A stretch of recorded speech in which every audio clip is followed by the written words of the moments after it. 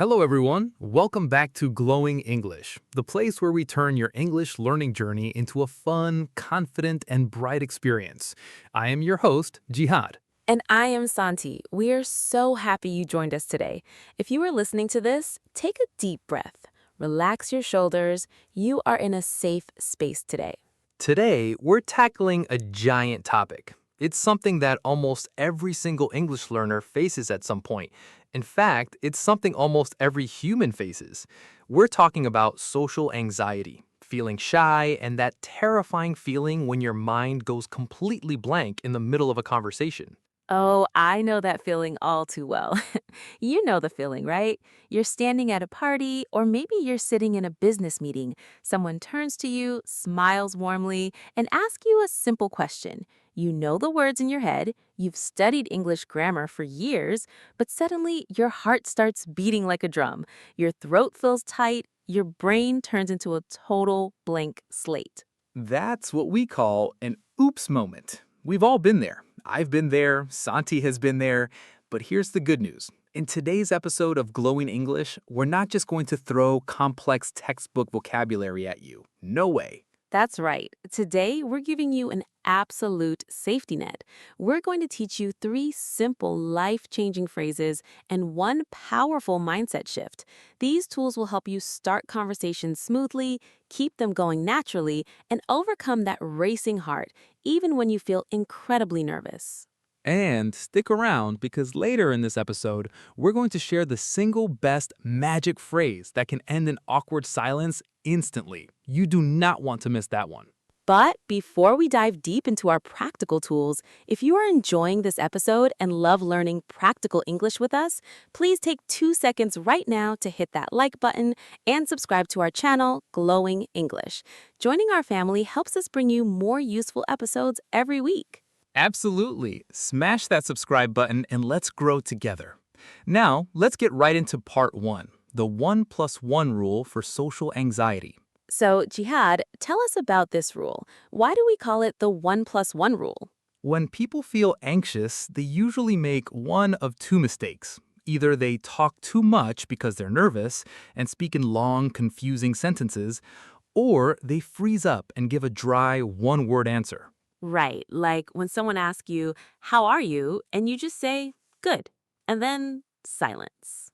Exactly. The 1+1 rule is a simple blueprint designed to stop that awkward silence forever. The rule is extremely simple. One short answer plus one follow-up question. One answer plus one question. 1+1 = 2. That is so easy to remember. Let's see an example of how this works in real life. Imagine you're at a coffee shop or a workplace break room. Someone comes up to you and says, "Hey, how's your morning going?" Instead of just saying fine, you apply the 1+1 rule. Step 1, give your short answer. "I'm doing really well, thanks." That's your first one. Step 2, immediately add your follow-up question. Have you tried the coffee here yet? That's your second one. Put them together, and what do you get? "I'm doing really well, thanks. Have you tried the coffee here yet?" Wow, Jihad, look at how powerful that is. By adding that simple question at the end, you completely remove the pressure from yourself and put the spotlight back on the other person. Exactly. And here's why this works so well for your memory and retention. It gives your anxious brain a clear task. When you're nervous, your brain panics because it doesn't know what to do next.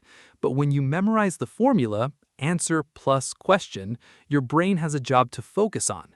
That focus lowers your anxiety instantly. That's brilliant. Let's practice another quick example. What if someone asks you about your weekend? Great question. If someone asks, "Did you have a good weekend?" Answer part is, "Yes, I had a very relaxing weekend." Question part is, "How about you? Did you do anything fun?" Beautiful. Yes, I had a very relaxing weekend. How about you? Did you do anything fun? It sounds so natural, friendly, and smooth. Now, before we move forward, let's look at a few vocabulary words that describe these feelings and situations. Understanding these terms will help you master your emotions when speaking English. Yes, let's do a quick English vocabulary breakdown related to social anxiety. Word number one, anxiety, pronounced anxiety. Anxiety is a noun.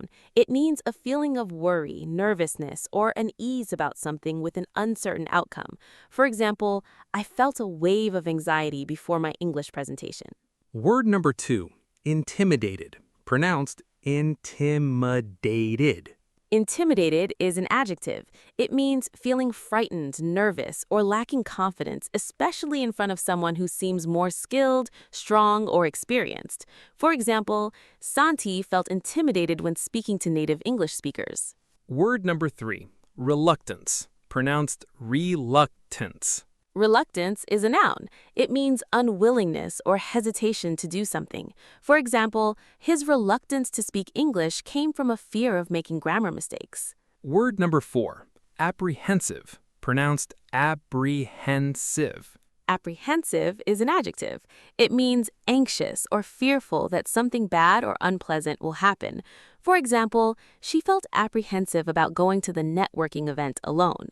These are strong, rich English words. When you recognize your anxiety, you can name it, understand it, and control it. Absolutely. Now let's move on to part 2 of our episode, interactive role play. Our glowing English audience loves interactive role-playing. So today, Santi and I are going to demonstrate a real-world scenario, meeting a new colleague at work. We'll perform 2 versions of this scenario. Version A is the anxious version, where fear takes control. Version B is the glowing version, where we use our safety phrases to shine. Pay close attention to the difference. Here comes version A, the anxious version. Santi, pretend we just met near the office water cooler. In roleplay. Hey there, good morning. You must be the new team member, Santi, right? Welcome to the company. Yes. Oh, great. How are you finding your first week here so far? Okay. Okay. Just okay? Is the work overload already getting to you? No. I see. Well, if you need anything, let me know. Okay, thanks. Ouch. That felt like pulling teeth. Did you notice how dry and heavy that conversation was? Oh, I felt so uncomfortable playing that part. But let's analyze what happened there. I was so feeling apprehensive and intimidated that I only gave one-word answers. Yes, okay, no. Exactly. When you give one-word answers, the other person feels like you don't want to talk to them. It creates a wall between you and the listener. Now let's look at version B, the glowing version. In this version, even if I feel nervous inside, I'm going to use one of our special safety phrases to buy myself some time to think. That's a key phrase. That's a great question. Let me think. Using a filler phrase like this buys your brain 3 to 5 seconds to build your sentence without awkward silence. Let's try version B in roleplay. Hey there, good morning. You must be the new team member, Santi, right? Welcome to the company. Hi, Jihad. Yes, I'm Santi. Thank you so much for the warm welcome. It's really nice to meet you. Nice to meet you too. How are you finding your first week here so far? Oh, that's a great question. Let me think. It's been a bit busy, but everyone on the team has been super helpful. How long have you been working here, Jihad? Wow, almost 3 years now. Time flies fast around here. Let me know if you ever want to grab lunch and talk about how things work around here. That sounds wonderful. I would love that. Thank you so much. Amazing. Applause sound. Did you hear the massive difference between those two conversations? In version B, I didn't use super complex vocabulary. I used simple, clean English, but I used the safety phrase. That's a great question. Let me think. That phrase is a game changer. It sounds natural, thoughtful, and confident. It turns a scary moment into a relaxed interaction. Now, we have an audience challenge for you. Right now, pause this video or podcast episode and drop a comment below. Which phrase would you use in that situation? Are you more like version A right now, or are you ready to try version B? We read every single comment on Glowing English, so tell us your thoughts. Yes, comment down below right now. We want to hear from our Glowing English community. Now, Jihad, let's move into part 3, the mindset shift. This is the heart of our discussion today. You know, Santi, when I first started learning and speaking English in public, I was terrified. I used to think that every native speaker or fluent speaker had a giant red pen in their hand, ready to mark every mistake I made. Oh, I felt the exact same way. You think people are constantly checking your grammar, counting your mispronunciations, and secretly judging you. Exactly. I remember one time I was at an international student event. A guy came up to me and asked me a simple question about my home country. My heart started pounding so hard I could hear it in my ears. I got so intimidated that I literally stumbled over my words, mixed up he and she, and used the wrong past tense verb. I felt so embarrassed that I literally walked away to the bathroom just to hide. Jihad, that breaks my heart, but it is so relatable. So many of our viewers feel that exact shame. What realized after that moment? I realized something crucial that changed my life forever. People are not judging your grammar, they are looking for a connection. Read that again. Let that soak into your mind. People are not sitting there grading your English level like an examiner. They just want to connect with another human being. Exactly, Santi. Communication is about connection, not perfection. If you misplace a word, mispronounce a vowel, or make a slight grammar slip, nobody cares. What they care about is your warmth, your eye contact, your smile, and your effort. That is such a powerful mindset shift. Once you stop trying to be perfect, your social anxiety drops by 80% immediately. To help you put this mindset into action, here's an actionable tip. Use the compliment question combo. The compliment question combo is the absolute easiest way to start a conversation with anyone. Why? Because the focus is entirely on the other person, not on you. Exactly. When you focus on making the other person feel good, you completely forget to feel self-conscious or shy. Here's the super simple formula. Formula: I love your blank, where did you get it? Or that is a great blank, how long have you had it? For example, I love your jacket. Where did you get it? Or I really like your notebook. Where did you buy it? It is so friendly. Nobody turns down a nice compliment. Once you give the compliment and ask where they got it, they'll happily talk for 2 minutes straight, explaining the story behind it. You just sit back, listen, smile, and nod. It's practically magic. You don't have to stress about what to say next because they're doing the talking. Now, let's break down a few more key vocabulary words related to this mindset shift so our listeners can build their vocabulary bank. Excellent idea. Let's go through 4 high-level vocabulary words. Word number 5, vulnerability. Pronounced vulnerability. Vulnerability is a noun. It means the quality or state of being exposed to the possibility of being attacked or harmed, either physically or emotionally. In social settings, it means being open about your feelings or mistakes without fear. For example, showing vulnerability by admitting you're nervous can actually make people like you more. Word number 6, self-conscious. Pronounce self-conscious. Self-conscious is an adjective. It means feeling unduly aware of oneself, one's appearance, or one's actions in a way that creates embarrassment or awkwardness. For example, he felt very self-conscious about his accent when speaking in public. Word number 7, perfectionism. Pronounced perfectionism. Perfectionism is a noun. It's the refusal to accept any standard short of perfection. In language learning, perfectionism is your worst enemy. For example, her perfectionism kept her from joining English speaking clubs. Word number 8, empathetic. Pronounced empathetic. Empathetic is an adjective. It means showing an ability to understand and share the feelings of another person. For example, good listeners are empathetic and focus on building genuine human connections. Beautiful definitions, Jihad.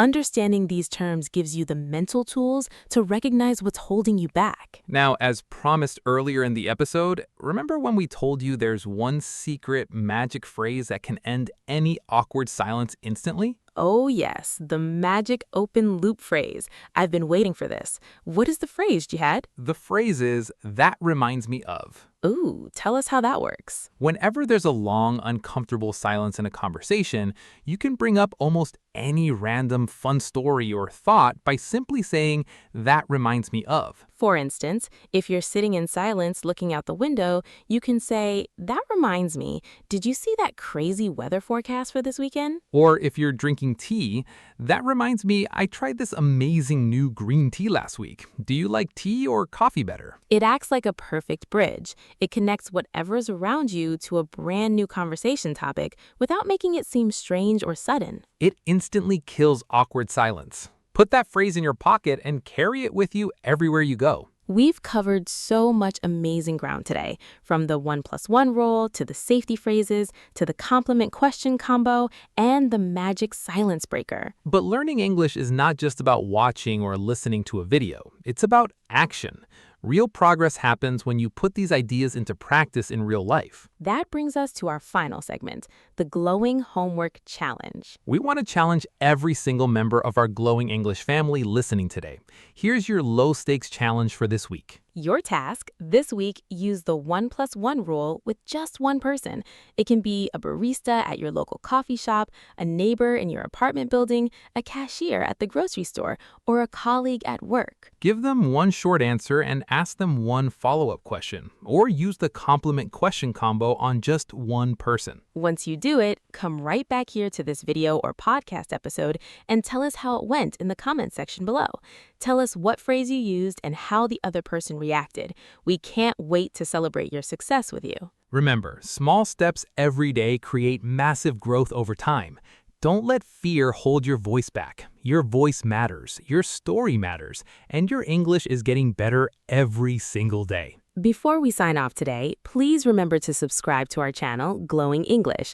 Visit our channel page to explore dozens of other lessons created specifically to boost your fluency, vocabulary, and confidence. Hit that subscribe button, share this video with a friend who might be feeling shy, and turn on notification bells so you never miss an episode. Thank you so much for spending your valuable time with us today.